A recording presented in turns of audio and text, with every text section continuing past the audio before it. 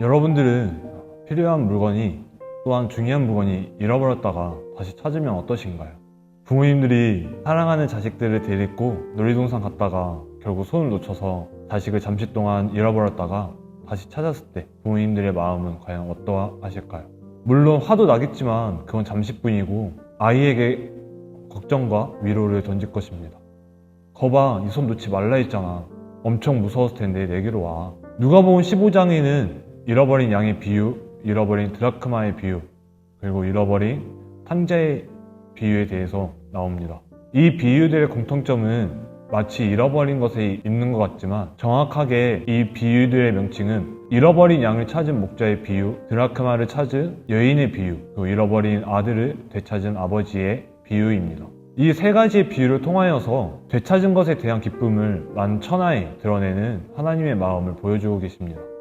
한 마리의 양을 잃었다 찾고 잃어버린 작은 동전을 찾았을 때 그 값어치보다 더 큰 돈을 들여서 축제를 열고 잃어버린 영혼이 아버지에게 유산을 받아 흥청망청 쓰다가 초라한 모습으로 다시 아버지께 돌아올 때 그런 아들에게 머리부터 발끝까지 가장 좋은 것으로 입히시고 송아지를 잡고 풍악을 울려 축제를 열게 하십니다. 잃어버린 자 입장에서는 잃어버린 순간 제로가 될 것입니다. 하지만 다시 찾고 난 후에 온전히 1, 즉 전부가 될 것입니다.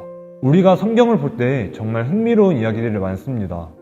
그 흥미로운 이야기들을 자세히 살펴보면 그곳에는 항상 하나님이 거기에 계셨습니다. 그 이야기 속에서는 구원하신 하나님을 우리가 직접 바라봐야 할 것이며 그 역경 가운데 주님의 사람들을 지키시고 인도하시는 하나님을 우리는 성경에서 마주쳐야 할 것입니다.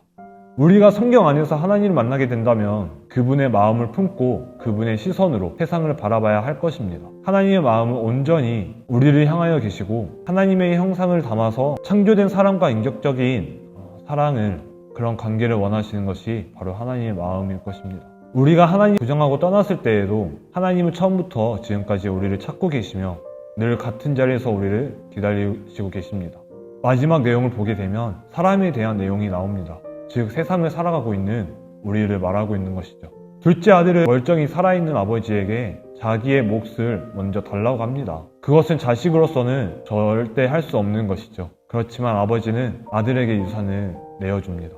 그 선택으로 인하여서 어떤 결과가 따라올지는 이미 알고 있었지만 아버지는 허락하고 아들은 자신의 몫을 가지고 세상에 나갔다가 허랑방탕한 삶을 살고 모든 것이 탕진하자 생각나는 한 사람이 있었습니다. 그 한 사람은 바로 아버지였습니다. 자신의 죄를 되돌아보면 더 이상 아들의 자격이 없다는 사실을 알고 있었지만 품꾼의 주인으로서 인자하신 아버지를 체험해 봤기 때문에 그렇게 살 것을 결심하며 아버지 향해 걸어가게 됩니다. 그렇지만 그 아들은 아버지의 마음을 온전히 알지 못했죠. 아버지는 아들이 떠나갔던 그 자리를, 그 방향을 향해 계속 서 계시며 아들을 걱정하며 그리워하며 아들이 언제 돌아올지 그 자리에 계속 서 계셨습니다. 그 기다린 만큼 아들이 저 멀리서 다시 돌아왔을 때 한눈에 알아보시고 버선발로 달려와 아들의 목을 안고 입을 맞추며 환대했습니다. 스스로 죄인이라는 그 아들을 위해서 잔치를 벌입니다.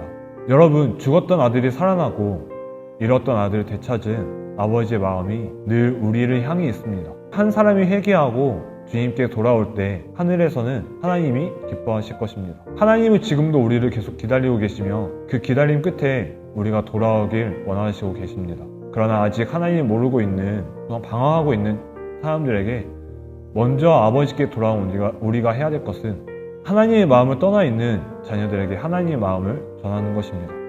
떠난 자리를 만지작거리며 떠난 방향을 향해 눈을 떼지 못하고 계신 하나님의 마음을 우리가 더욱더 잘 알기에 하나님의 마음을 모르는 자들에게 전하며 나아갑시다. 여러분들의 마음에는 무엇이 자리를 잡고 계신가요? 우리는 하나님의 마음을 품어야 할 것입니다.